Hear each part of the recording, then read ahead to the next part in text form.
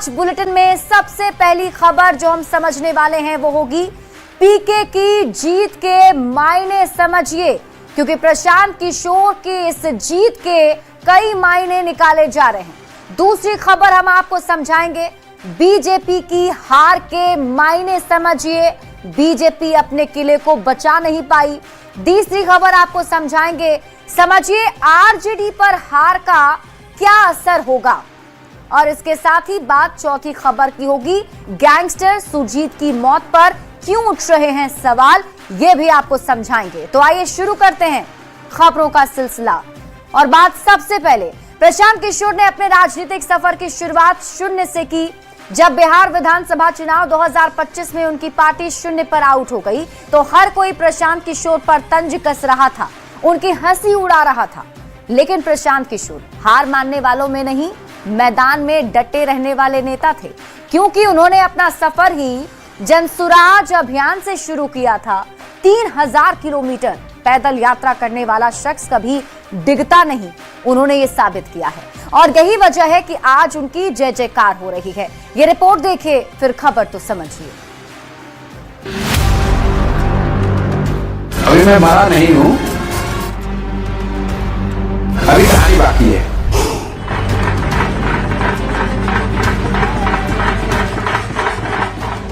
मैं अभी मरा नहीं हूं, अभी कहानी बाकी है।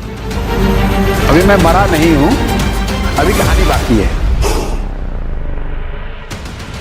प्रशांत किशोर का ये बयान उनके सबसे बुरे दौर का है, जब जनसुराज बिहार विधानसभा चुनाव 2025 में शून्य पर आउट हो गई थी। प्रशांत किशोर ने बड़े दावे किए थे, लेकिन उन्हें नाकामयाबी मिली। प्रशांत किशोर को मिला सियासी तंज और दुत्कार। सियासी गलियारों में प्रशांत किशोर की नाकामी के चर्चे थे। हर कोई कह रहा था कि जनसुराज का बिहार में कोई भविष्य नहीं है, लेकिन पीके ने हार नहीं मानी, वो मैदान में डटे रहे। सबसे बड़ी चुनावी हार से उन्होंने सबक सीखी। प्रशांत किशोर ने जनसुराज पार्टी को नए सिरे से खड़ा करने का बीड़ा उठाया। फिर बांकीपुर उपचुनाव का ऐलान हुआ। सबको यही लग रहा था कि प्रशांत किशोर चुनाव नहीं लड़ेंगे, लेकिन बांकीपुर से पार्टी ने प्रशांत किशोर की उम्मीदवारी का ऐलान किया। बांकीपुर में पीके खूब लड़े। ये भाजपा के उस अहंकार को तोड़ने का चुनाव है, जहां उन्होंने कहा है कि अगर वो कुत्ता बिल्ली को भी खड़ा करेंगे तो बांकीपुर की जनता उन्हीं को वोट देगी। अब वो क्षण आया जब प्रशांत ने बीजेपी के सबसे बड़े किले में सेंध लगा दी। बांकीपुर उपचुनाव में प्रशांत किशोर ने जनसुराज का झंडा लहरा दिया। ये सीधा सीधा मैसेज है, 30 बरस का जो गढ़ है वो सिर्फ 30 दिनों में ढह गया। वो सिर्फ इसलिए ढहा है कि बिहार के लोग भी चाहते हैं कि अब 4 किलो 5 किलो अनाज और जाति से ऊपर उठकर हम लोग के बच्चों के पढ़ाई रोजगार के लिए केंद्र सरकार और राज्य सरकार काम करे। अगर वो काम नहीं करेंगे तो आगे चुनाव के परिणाम उनको ऐसे ही देखने को मिलेंगे। प्रशांत किशोर ने अपनी राजनीतिक यात्रा शून्य से शुरू की। 2022 में जनसुराज अभियान की शुरुआत के बाद पूरे बिहार में 3000 किलोमीटर पैदल घूमे।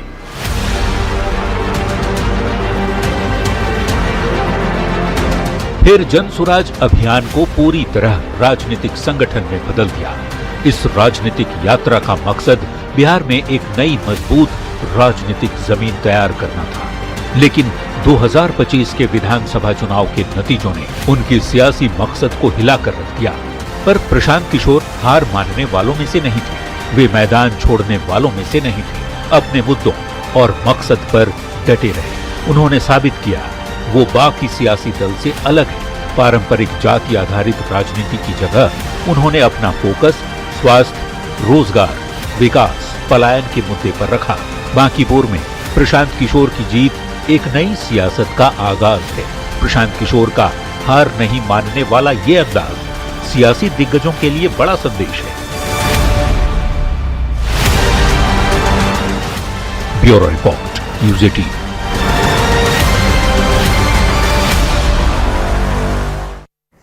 तो बांकीपुर उपचुनाव में प्रशांत किशोर की जीत इतनी बड़ी क्यों है, ये अब आप समझिए, और पूरी खबर अब आपको विस्तार से समझाते हैं। प्रशांत किशोर की धुरंधर जीत के मायने अब आप समझिए। अब आप ये पहले जान लीजिए कि आखिर इस उपचुनाव में किसे कितने वोट मिले। अंतिम परिणाम में जनसुराज पार्टी के उम्मीदवार प्रशांत किशोर ने 64,151 वोट हासिल किए। उन्होंने बीजेपी के उम्मीदवार नीरज सिन्हा को 19,246 मतों से पीछे छोड़ दिया। नीरज सिन्हा की बात करें तो 44,827 वोट नीरज सिन्हा को मिले। राजद की उम्मीदवार रेखा गुप्ता को 14,273 वोट मिले हैं और वे तीसरे स्थान पर रही। बांकीपुर उपचुनाव के लिए कुल 1,30,313 वोट पड़े थे। देखिए, पहले ही चुनाव में प्रशांत किशोर की बड़ी जीत हो गई। अब प्रशांत किशोर की व्यक्तिगत राजनीतिक वैधता भी इसी जीत से स्थापित हो गई है, जो लोगों के बीच में अब एक नेता के तौर पर स्टैब्लिश्ड हो गए हैं। केवल चुनावी रणनीतिकार नहीं, बल्कि एक जनाधार वाले नेता भी प्रशांत किशोर अब बन गए हैं। जनसुराज को एक बड़ी राजनीतिक विश्वसनीयता मिली है और अब तक जनसुराज को एक प्रयोग माना जाता था। 2024 में पहली बार 4 सीट पर चुनाव जनसुराज ने लड़ा था और पहले चुनाव में जनसुराज की करारी हार हुई और उसके बाद साल 2025 में विधानसभा में जनसुराज ने अपने उम्मीदवार उतारे, लेकिन 2025 में भी पीके की बहुत बड़ी हार हुई। एक भी सीट पर पीके की जीत नहीं हुई। 2026 में प्रशांत किशोर पहली बार खुद ही चुनावी मैदान में उतर गए, खुद चुनाव लड़े और पहले चुनाव में ही प्रशांत किशोर को बड़ी जीत मिल गई। रुझानों में हर राउंड में प्रशांत किशोर लगातार आगे बने रहे। प्रशांत किशोर पर जनता ने पूरा भरोसा जताया है। यह जीत उन्हें बिहार की राजनीति में एक बड़ी जगह देगी। बीजेपी के मजबूत गढ़ में सिंध का संदेश भी जाएगा।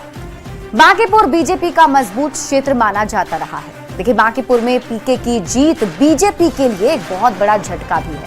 अब प्रशांत किशोर की जीत विपक्ष के लिए भी बड़ा मनोवैज्ञानिक संदेश है। विपक्ष के बड़े नेता के तौर पर प्रशांत किशोर अब उभर सकते हैं। 2030 के बिहार विधानसभा चुनाव में प्रशांत किशोर की भूमिका और बढ़ सकती है। एनडीए और आरजेडी के अलावा अब बिहार में जनसुराज तीसरे प्रभावी ध्रुव बन सकता है। जनसुराज के कार्यकर्ताओं और समर्थकों का मनोबल अब कई गुना बढ़ गया है। नई पार्टी को संगठन विस्तार, सदस्यता अभियान में मदद मिलेगी और अन्य दलों के नेताओं का जनसुराज की ओर रुख भी बढ़ सकता है। कई स्थानीय नेता पार्टी में शामिल होने पर विचार भी कर सकते हैं।